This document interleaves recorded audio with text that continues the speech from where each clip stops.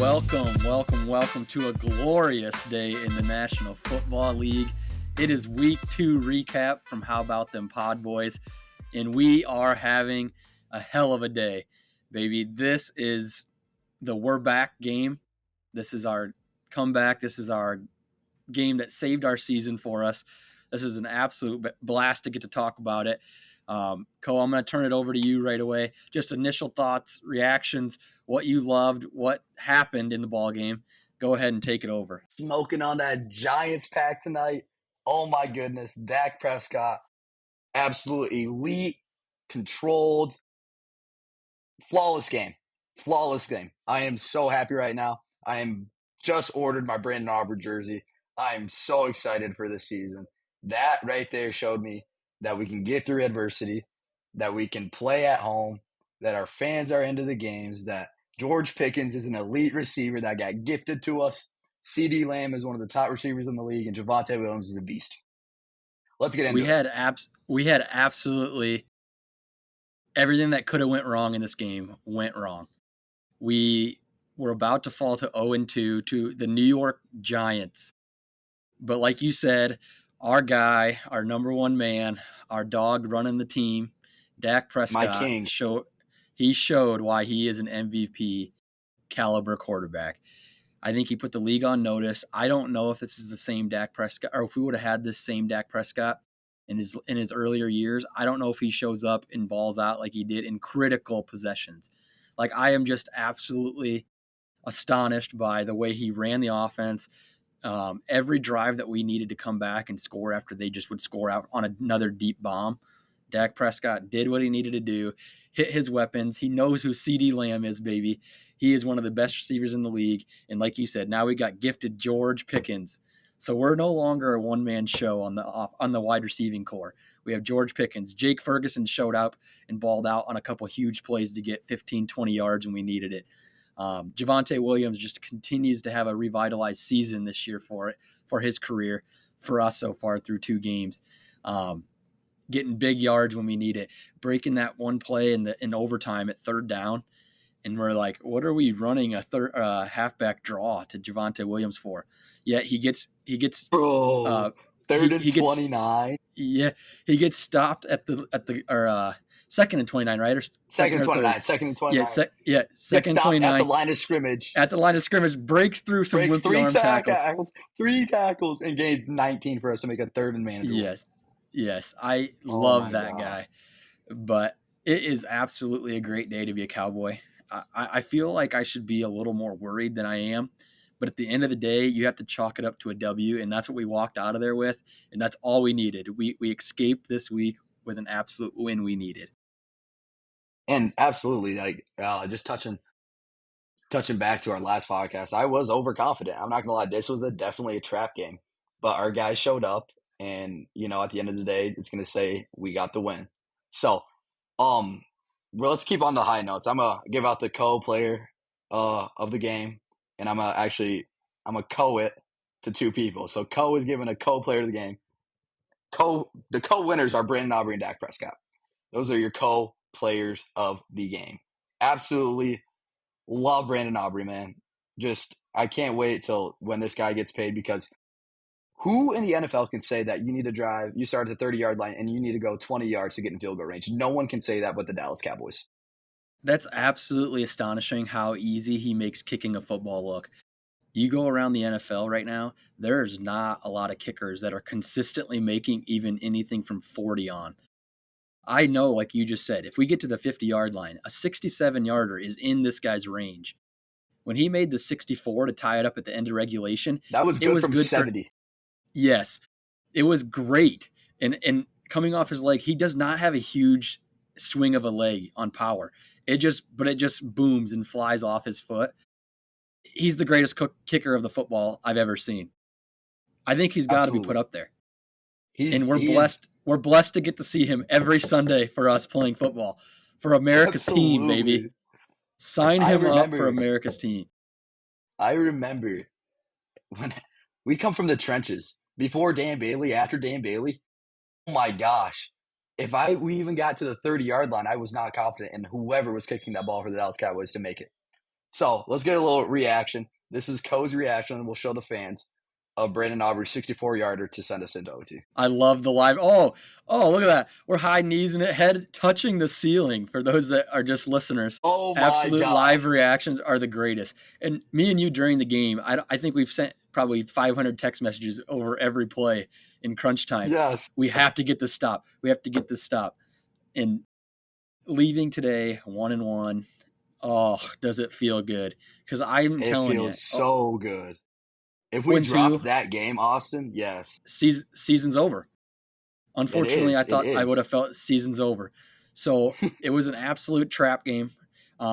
Defense was atrocious, and we'll get to that here in a couple seconds. Defense is an absolute nightmare that has to be fixed immediately. Mm-hmm. I mean, absolute nightmare. But I love your co-MVPs. Dak Prescott is an absolute unit. He has just steel everywhere. He is the man. He's the guy running our franchise, leading our team. Year 10 is going to be huge for him. Threw for a crap ton of yards, over 300, but he controlled the game when we needed it. He showed up huge. And then, like you said, Brandon Aubrey, enough said. I mean, you can't say enough about this guy. He is the best kicker in the NFL. In the National Football League. And maybe the best kicker of all time. Especially he might be kicks. the greatest kicker I've ever seen. But I love it. All right, Austin. We're on a high right now, but let's get serious. It's time to, we won. We escaped. It's over. It's through. Locker room, love it. Celebrate. But come tomorrow morning, there's some shit we need to fix. Talk to me on defense. We have to fix defensively in the secondary. And this goes two ways for me. This is where we have to really break it down. This is the first time, granted, albeit just the second game in, we had far too much time for Russell Wilson to stand in the pocket and hit us for 50-yard bombs all game. So this is where it kind of shows maybe we miss Micah Parsons right now. Right now we miss Micah Parsons. I get that. I think that'll fizzle out. I think we'll get better. But I think we got to continue to sub more on the defensive line, get fresh bodies in there. I don't care if they're really not big name studs. But if you play fresh bodies and you're moving them, interchanging them, we will have a better pass rush, right? And that's something that can be fixed just from working on, one, probably conditioning. It looked like some of our guys are fatigued and they're standing up, hands on their hips, getting pushed back, even on a pass play where the guys are dropping back to pass block. So that's embarrassing, or you're not getting anywhere down the line of scrimmage. So that's got to be immediately fixed. I still think we can't forget, we have a couple first-round picks. Do we go and get one other edge rusher? You know what I mean? So we have some interior linemen with Kenny Clark and Solomon Thomas, who had a hell of a game. Solomon Thomas. Had 8 tackles, who on a guy like we were talking about, it's not going to play after play after play. So he was getting limited snaps, comes in, has a hell of a night for us in a game that was, comical on the defensive side of the football. Comical. I mean, we were playing backyard football where it's just all day to throw, pick a receiver. So that's absolutely got to be fixed first and foremost for the D-line. But my second part I'm going to go on this is, and this is where it's a little more startling. I'm sorry. I think Elam's got to be – is it Elam? Is that how you say it? Kyrie Elam, right? Yep. Yeah, I think he's got to be cut. Yep. Elam, yeah, he's got to be cut. That dude was completely lost. Half these plays are third and longs, right? You should be playing the chains. But not only are you letting him get behind you, you're letting him get behind you so far that all those touchdowns we were turning and chasing. They were 5+ yards past our secondary. And that's absolutely atrocious. Diggs even got burnt on a deep pass to Neighbors to the end zone. So I don't know what the game plan was. I know we played a lot of zone and we were trying to sit in our areas, but geez, have a little pride, have a little, heart to say this guy is not continually beating me over the top every time. If he wants to catch it and I got to break down and make a tackle, break down and make a damn tackle then. But to let them just run straight past you, I'd rather you tackle the guy. Get a PI. We weren't even able to get a hand on him. They were running freely straight past us. Neighbors had a heck of a game, over 100, or right at 100. Robinson. Boy, had right? to be over, man. Robinson they was were over both 100. both over Yeah. 100 easily. And what, he got 2 tuds, neighbors? Yeah, Was it so 2? 2? absolutely atrocious play from our secondary. And here's where I'm going to end it and turn it back to you to get your thoughts on my take. But Eberflus is just awful. He is our D coordinator. He had a failed stint with the Chicago Bears as a head coach, like a completely atrocious dumpster fire there. We bring him in, giving him, a second chance at a career as what he's supposed to be a strong suit in defense. And we have looked bad in critical moments to this point on the defensive side of the football. So I think, yes, we're winning. We're going home. We're celebrating in the locker room. And then, like you said, tomorrow morning, it's gut check time. He has to look himself in the mirror and say, I got to buckle down if I want to keep my job. Because it takes only 2 or 3 more bad performances like that where you don't escape with a win, you're gone. No, absolutely. Ah, I'm not blaming anybody. You can always point the finger, but like you said, Eberflus, it is gut check time. It's time to figure it out. The New York Giants put 37 points on you, or was it 34? Was it 40 to Yeah, 37, or was it? 40-37. Yeah, put 37 points on you. And as a defensive coordinator, you can't be happy with that performance. And not only that, though, but these players, like, I don't know if it really was. Elam he got burnt. He got burnt, and it's not. It could be the mesh of not. He's new. He's with new teammates. Like, we have no chemistry in the secondary because they're younger, different type of guys, right? Even in a zone coverage, you can't let someone run by you freely. Put a hand on him, push them off their route. Right. It's simple. It's simple. It's a jam off the line and get to your zone. It's simple ball, and it's almost like we didn't know, like we were scared to even lay a finger on somebody. So that I'm pretty upset on the coverage, especially in zone, because, like, yeah, you can guard your zone, but you can knock someone off their route and delay a pass. Then that goes into our D line where we get more pressures. Wait, that turns into a sack because the receiver wasn't looking because he got bumped off his route. It's stuff like that. It's little things that add up. So I think that comes with time. I think hopefully they figure it out. And here's another thing: Deron Bland was out this game, so Deron Right. Bland is playing the nickel for us. That changes a whole lot. No, 100% he changes a lot. He's also a guy that, you know, Bland isn't afraid to come down and headhunt somebody on one of those receivers that are kind of, receivers are Hmm. divas, right? I mean, they're Hmm. pretty boys. They want to have the flashy touchdowns like we let the Giants have today. But that stuff also could be stopped on the few times they do run an in route, right? Or something where a safety and a nickel could come down and light them up. Bland would be that guy. But we had nobody back there in our secondary to be that headhunter without Bland being in. So I 100% agree with you on bringing that up. That hurt us immediately. But I just think we had lack of execution, like you brought up. Like, I just thought it was fundamentally not how you play zone coverage. Like you said, I thought we were so happy to just immediately start backpedaling and drop right to our zone area without worrying about putting hands on our receivers and understanding our proper assignments. So to get out of there, giving up 37 points to the New York Giants with Russell Wilson throwing for 450 yards. Yes, That's ridiculous. We didn't 450 stutter. yards. That's right. Yeah. And Yeah. Mr. Go ahead. Go Unlimited is not very good. So to have him have Danger his, Russ. like, yes, greatest passing performance in a long time in his career is absolutely uncalled for. Cannot happen again. I think we do get it cleaned up, though. That's where I'm going to kind of tailor this. Believe it or not, we're better than that. You know what I mean? Defensively, or I sure hope we're better than that. Because if we're not, that's going to leave. I would hate to see what Josh Allen and high quality quarterbacks are going to do to us in pivotal moments. Now, do I think everybody's going to start throwing for 400 plus on us? No, I don't. I really don't. Because I think we'll have a better game plan. We'll learn from this one. But what you have to take into account is if they're so freely getting open, that same thing is going to happen on a critical moment in a bigger game with higher stakes, right? We'll have a breakdown, a mental lapse in coverage where it's, yes, he hasn't thrown for 400 yards in the game, but let's say it's the biggest third down and 12 of the football game, and you could leave beating a high quality team in a game that matters down the line, and we can't have those mental lapses where a high quality quarterback, a top quarterback in the NFL, is going to pick us up. Right. No, and I think you just hit the nail on the head there. Absolutely. I mean, what does that mean if Russell Wilson's doing this? What is a Lamar Jackson, a Josh Allen, a Patrick Mahomes going to do? So it's upsetting, but I mean, we won. We won the game. That's all that matters. But there is some question marks that need to be filled. Moving to offensively, get rid of Jalen Tolbert. Please trade Jalen Tolbert.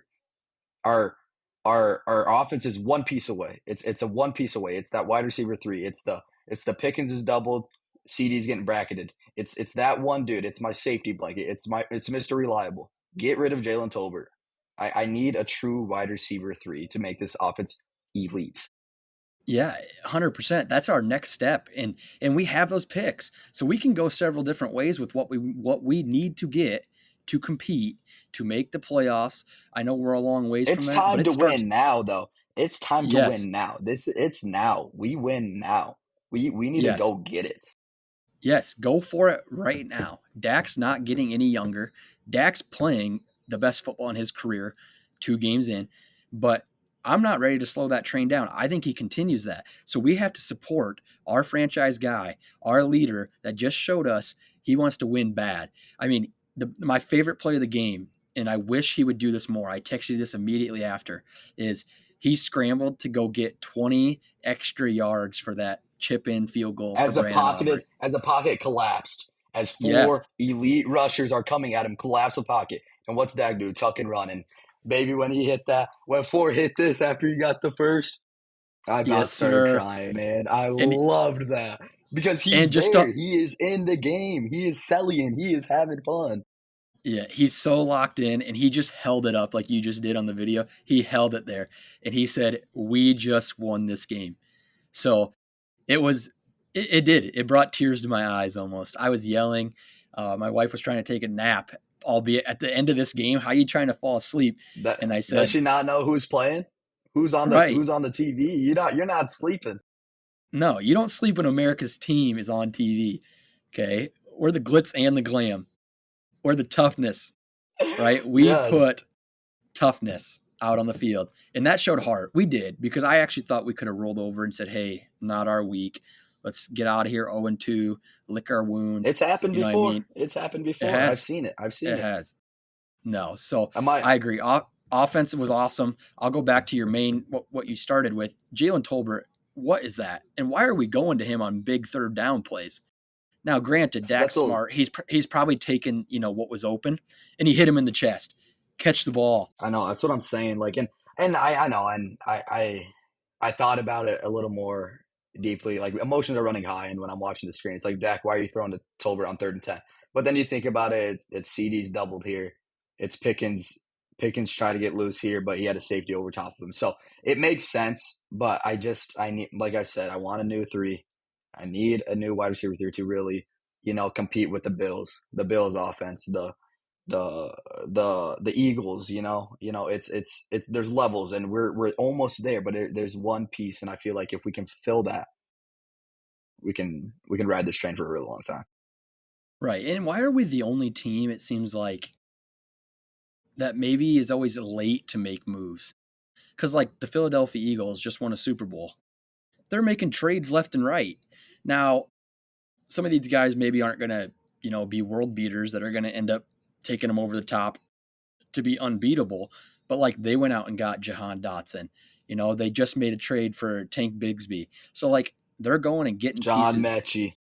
Yeah, John. So, like, they have 3rd, 4, or 5 receiving options. They have options so that when you do get in the mid part of the season, injuries start to rack up. Well, guess what? You can kind of rest a guy that maybe is nicked up for a couple weeks because you have people that are capable of holding their own. If CD, I mean, I'm knocking on wood. I hate to even bring this stuff up. CD, Yeah, a don't even Pickens, say it. right? Yeah. Let's say CD and Pickens, have a stuffy nose. I'll call it that, a stuffy nose, and have Yeah, to I love that. sit out a week. Who are we? I mean, who we're relying on Jalen Tolbert to take over the number 1 duty? No, thank you. I'm not watching that game. So, Jerry Jones, the Podboys are telling you right now, go and make that trade. I don't care what it takes. We're in win now mode. This has absolutely hyped us up after week 2 that we can win. Go make that trade. Go make those couple pickups of key pieces on offense and on defense, whatever it takes. Podboys will support you. I know you want our support. So go get these guys so we can continue to be the team we can be. Absolutely, and I love that, Aust. Let's take a look into next week, kind of preview that, and then let's get into around the NFL. Yeah, no. So like we said, 1-1 after week 2, held our own in week 1 with the Super Bowl champs, and then survived, we could say, is the best way to get through this one, but we did our job, got back to 500, picked up a division game, right? Still picked up a division game. So we're up 1 on the Giants if that comes down to it later this year. Got 2 division games out under our belt, and now we look ahead, right? We celebrated today. We talked about it. Now we look ahead. We go to Chicago, okay? And 0-2 Chicago. Field. Right, Soldier Field. 0-2 Chicago Bears team got thumped this week. At Detroit. Bears got absolutely curb stomped today. Not sold on the week 1 loss, but the Lions are a good team. So this week 3 is going to be another trap game. But there's going to be more adversity because we're not home anymore. We're away. So it's what our guys can do on the road. It's cleaning it up. It's getting fundamentally sound, and it's going to Soldier Field and taking care of business. 100%. And that's a game where we have to pressure Caleb Williams. I mean, we saw the Lions get after him today to make a game ugly where you're benching starters. Obviously, I mean, Detroit made the game so ugly. They're up 30-some points, and they just pull starters for both teams in the fourth quarter because it's over. You know what I mean? He wasn't taken out because he's playing poorly. Just Detroit whooped them in the Motor City. So I think if we can get a rush on Caleb Williams, he'll make a few too many mistakes. He's still young. He's still inexperienced. He'll still take chances, and that's what we capitalize on is chances still. I mean, final thing on the game today that I think will play into next week with Chicago is look at the time that we got Russell Wilson to take his first chance of the game. That's what saved our butt, right? He was finally pass rushed. The play before he threw it backwards because he was about to get sacked and didn't want to pass deflection. So he throws it backwards into a huge 3rd and 19, and then he just takes a chance and just launches one, not on the same page. So I think we do that to Caleb Williams. We have to control DeAndre Swift. Cannot let him break open big plays and get their mojo started for the Bears. And we always try to leave with who's our keys to the game. So I'll throw out my keys for the Chicago Bears game. I'm going to need to see a 3rd straight week of Javonte Williams, ground and pound, dominating for us offensively. I'd like to see him get in the end zone again for us. I think it's going to be an ugly game. I hate saying that. I'd love to see us score 40 again. That was awesome, right? Fireworks in our place, Jerry's building. But I think at Chicago, it's going to be a little slower. Chicago's going to come out with fire, right? No team in the NFL can start 0-3 and feel good about even having a sniff at the playoffs. So they're going to come out. I mean, this is their do or die game already in week 3. Chicago wants us. Plus, we're the Cowboys, baby. Everybody wants us. So everybody game plans a little harder. Everybody, plays a little harder once they're on the field. So I think they're going to come out with fire. I think they ugly it up. And I think we escape with a win again. My offensive key is Javonte Williams controlling the ground. Who's yours? Offensively, I'm going to say that I obviously love the performance from our receiving core besides Tolbert. So I think CD needs to come prepared, and I think CD needs to come in the first half. I don't want CD to show up in the second half. So I need CD to have a good game receiving. And like you said, Javonte is a huge piece of our offense. So Javonte comes and gives us 80+. I think it's going to be a great game. But like you said, it could be a slugfest. It could be like a 20-6 game, 6 game, So it could be that, or it could be we're hitting on all cylinders, and and this could be a game where defense gets those pressures that we need, and we get a strip sack fumble, a pick 6. So there's a lot of stuff that could happen in this game, and it's honestly a tough one to game plan for. But like you said, when you play the Cowboys and you're on the other side, there's nothing more you want than to beat the boys. They're, like you said, it's their do or die. Like if you, let's say we drop that game today, we go into Chicago, there's no way we can lose that game. So I think that's the demeanor we need to bring into Soldier Field is like, we cannot lose this game. It's another do or die.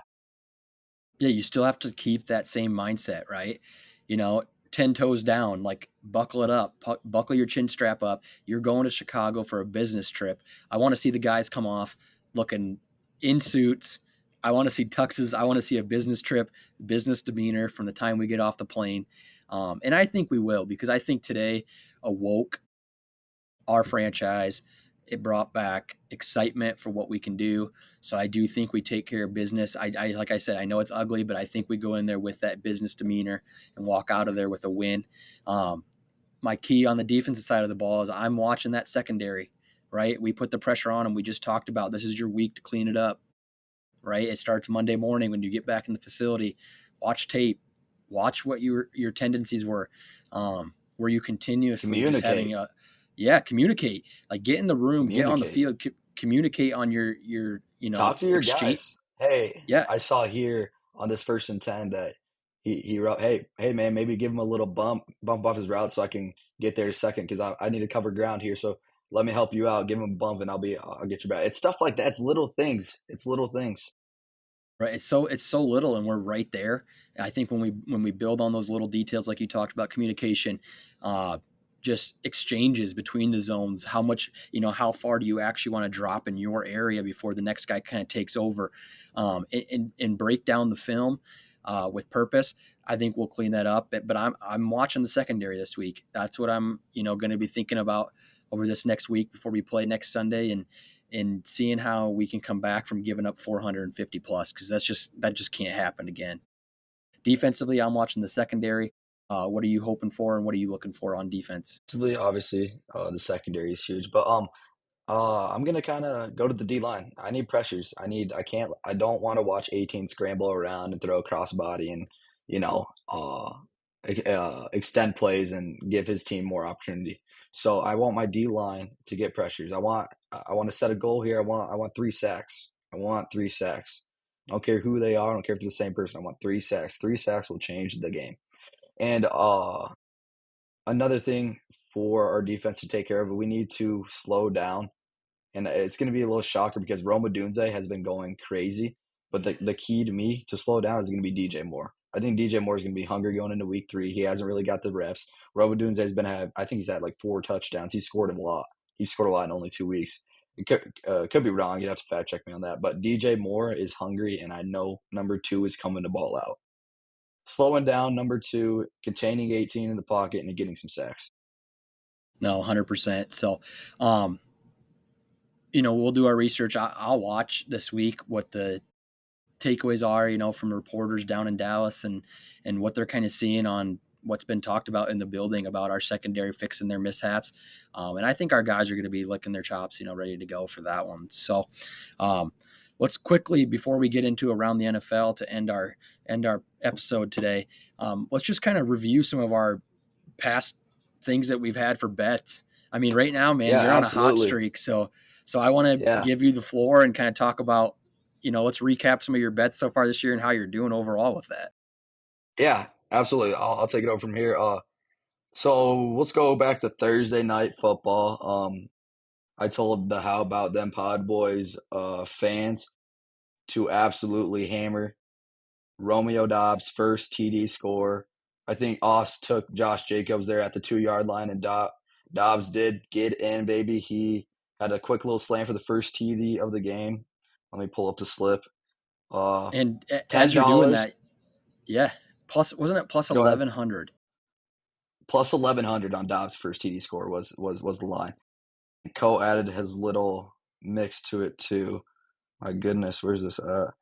He added another leg, just something close and cheap. A lock. I like to say my eyes with Jordan Love 200 pass yards, and I boosted it 100%. Shout out Caesar Sportsbooks if you want to sponsor us. It was 10 to win 390, fellas. And let me 10 give to him win this one. 390. So it absolutely crazy that.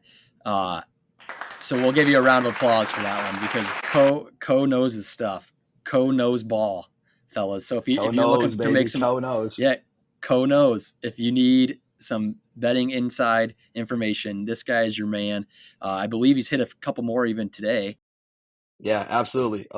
Shout out Big Bro. And shout out FanDuel. If you want to sponsor us too. But this is all Big Bro. Guy hit an absolute banger today. Straight back from vacation. It was a 4-legger, Tyreek Hill 100 plus. CeeDee Lamb 100 plus, which is a sweat because we did not know if he was going to get it looking at the end of that game. Jamar Chase 100 plus, and Amon-Ra 100 plus. 25 to, give me a drum roll, please. Here we go. 3,800, baby. 25 for 3,800. Let's go. Hype it up. Hype it up, baby. What a slip. That one's going into the Hall of Fame. Give a shout out on our page, on our socials, please. Hashtag Co knows when you comment, because Co does know. He has been on a heater. Can't wait to, come back Wednesday with our next one, and you give our listeners some advice on what to hit on the first touchdown Thursday night game. But you're on a heater, man. So the floor is, it's almost too simple for you now. We could say too simple. Yeah, and there were. So I was one leg off. CeeDee Lamb touchdown for 938 on.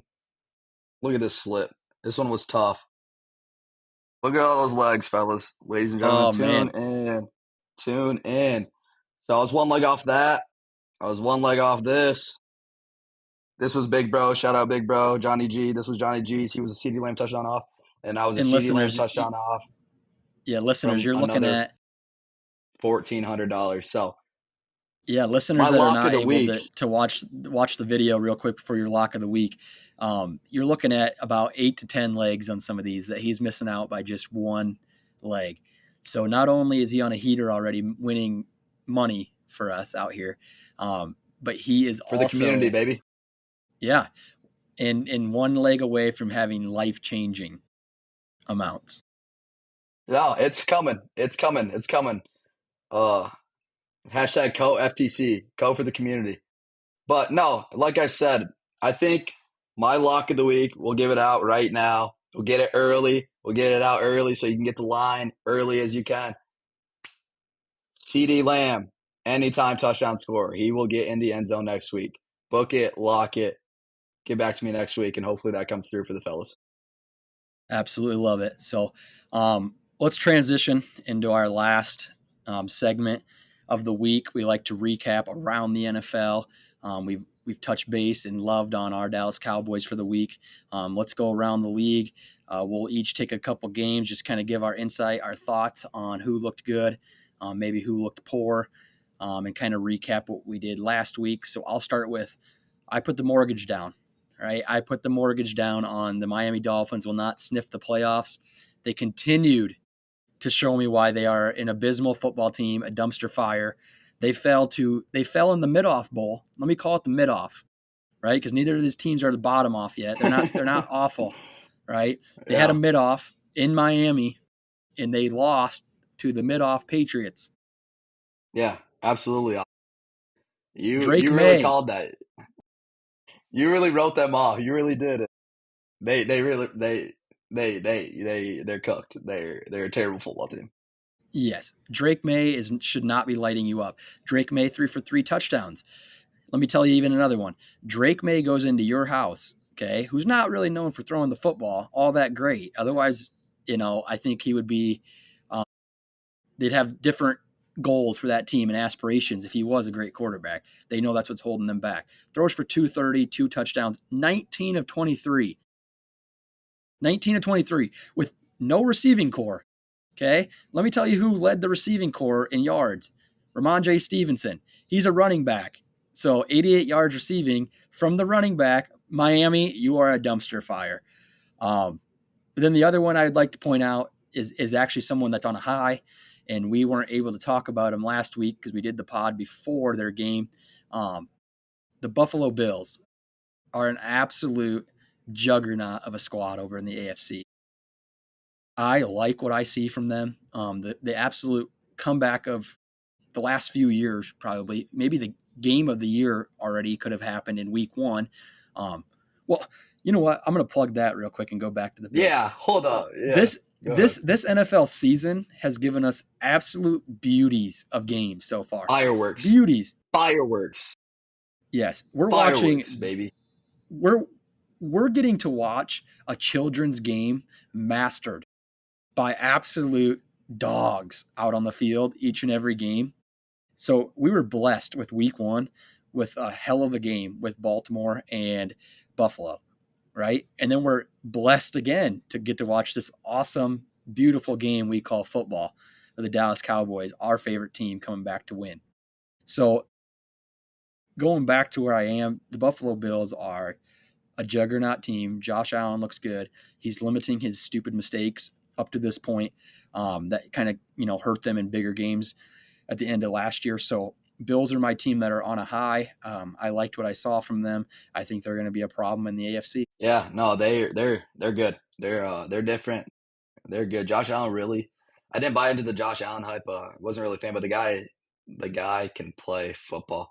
You want to talk about perfecting your craft and knowing what you're good at and continuously doing it every week after week after week, and no one can stop you. Yeah, the Bills are a force to be reckoned with. Let's tap in to one of the games we looked at for Sunday, Wednesday night, and fail of the week to our Iowa boy. I feel terrible for him. Caleb Johnson sold the bag for the Steelers today.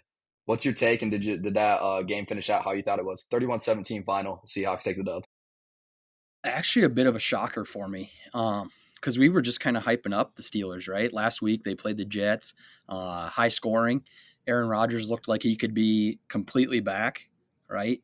Looked like he could be just re-energized. Looked like he had a purpose, a sense of belonging again in a franchise that actually wants him.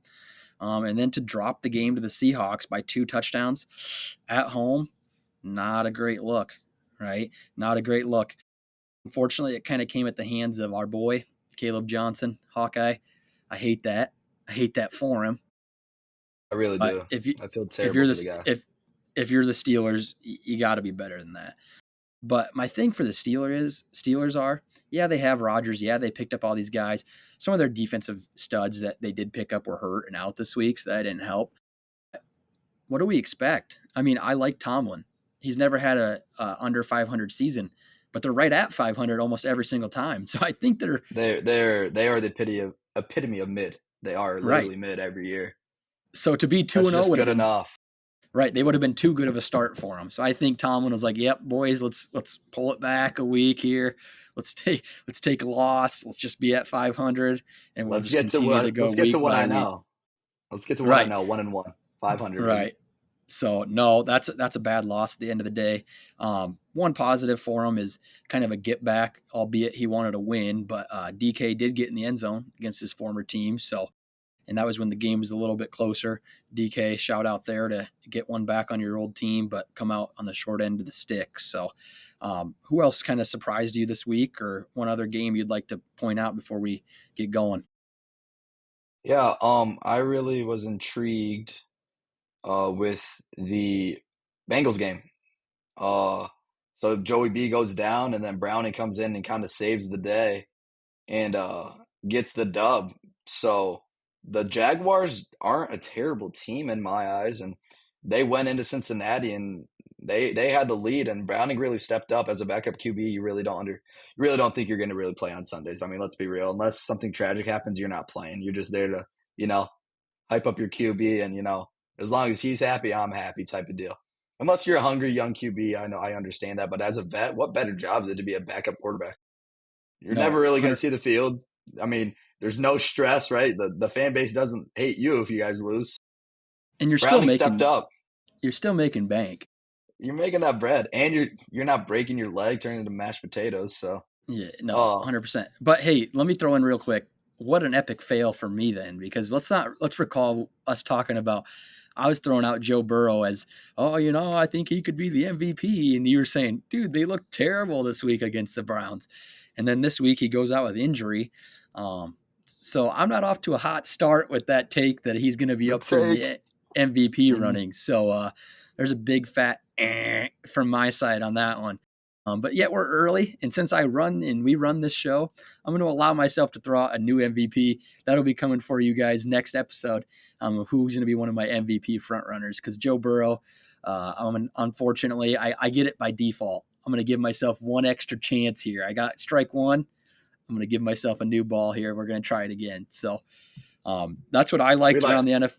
That's what I liked around the NFL. yeah, we call that a ghost leg. We're just gonna take that down. That really didn't count. That really No, didn't count. no, But like I said, Browning. I mean, he didn't.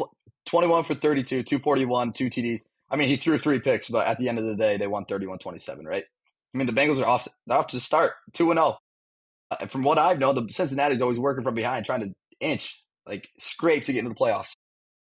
Well, we'll see what's going on there. I mean, hopefully it's not serious for Joey B. I'm a big Joe Burr fan. I like the guy. My brother disagrees with me. My dad actually doesn't like him either. But I like and Joe B. What do they not like about the guy? They just don't like his the face. Charisma. Is it the way he carries himself? They just don't like him. They don't like him. We'll have to get him on the pod pod sometime. sometime. We'll leave it there. Okay. You'll have to get him on the pod. Maybe answer that question. But they're not big fans of Joey B. But I like Joe Burr. Joe cool, man. Yeah.